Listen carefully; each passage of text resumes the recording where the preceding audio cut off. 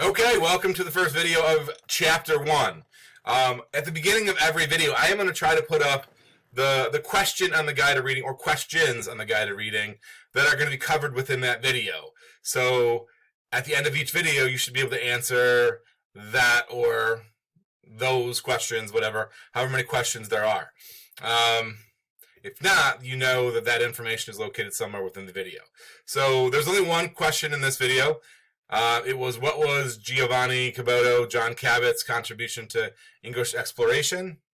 That's pretty easy. During this time period, the late 1400s, early 1500s, trade was a very big deal.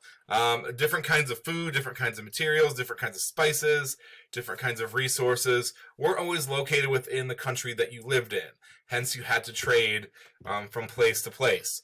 Because transportation was very slow, somebody that was in England, let's say, going to China to get the silk or the porcelain that they desired, they could travel the famed Silk Road, which connected China to a lot of different places. But it would have been a monumental voyage, and to make it profitable for countries, it would have been impossible, because on foot or in a wagon, you just couldn't bring back the amount of things that you need to make it worth your while. Because of that, there were different trading hubs that were set up along the way. So the Chinese maybe wouldn't necessarily trade with European countries. They'd trade with maybe Middle Eastern countries. The Middle Eastern countries would trade with Eastern European countries. Eastern European countries maybe would trade with the Western European countries in order to kind of intermix these goods. So that Chinese silk maybe would make its way to England, but it would have traded hands maybe a few times to get there. Besides just on-land travel, people were utilizing boats in the waterways to travel. Obviously, it was much quicker to get places through using these methods. It was also, you could also bring back a bigger quantity. So a lot of people were starting in this time period to explore that kind of arrangement. This brings us to Giovanni Caboto, or John Cabot, as the English like to call him, John Cabot. So England allowed John Cabot to sail from the port of Bristol in 1497 to kind of push the envelope.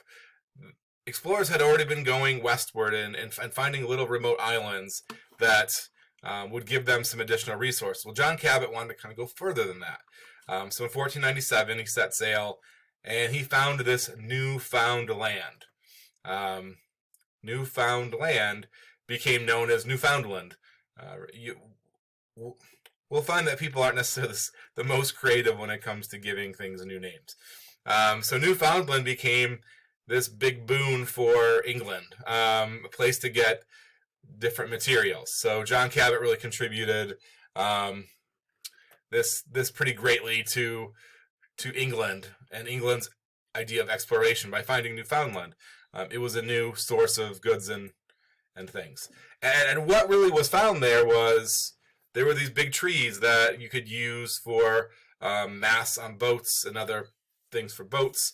And there was a plethora of codfish that were there. So before too long, Newfoundland became this hub, particularly St. John's, became this hub for French, Portuguese, and Spanish fleets to show up and fish the waters for cod, bring back big parts of the big trees for building things.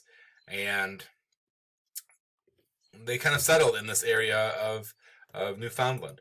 They traded with Indians. They traded for skins, like skins from animals, furs.